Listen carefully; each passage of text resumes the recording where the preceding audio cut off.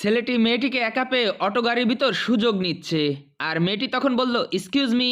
আচ্ছা ভাই, আপনি যদি কিছু না মনে করেন, হ্যাঁ বলেন আপু। আচ্ছা, আমাকে একটু সামনের রাস্তা দিয়ে নামানো যাবে? ছেলেটি মেয়ের ফাঁদে পড়ে গেল। তখন বলল ছেলেটা, আচ্ছা ম্যাডাম, ঠিক আছে, আমি ওই রাস্তা দিয়ে আপনাকে নামিয়ে দিব। ঠিক আছে ভাইয়া, ধন্যবাদ, অনেক অনেক উপকার হলো ভাইয়া।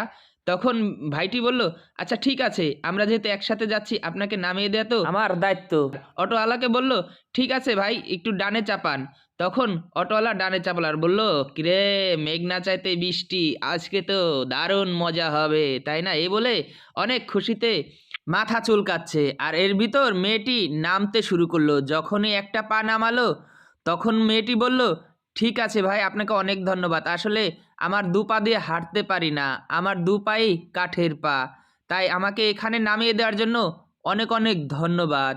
এই বলে যখন মেয়েটি চলে যাচ্ছে, তখন ছেলেটি বুঝতে পারল সে কতটা নোংরা মনের পরিচয় দিয়েছে এবং মেয়েটির সাথে অন্যায় করেছে। তাই এই কথা ভাবতে ভাবতে সে লজ্জিত হয়ে গেছে যে এটা আমি কি করলাম। শেয়ার করে দিবেন।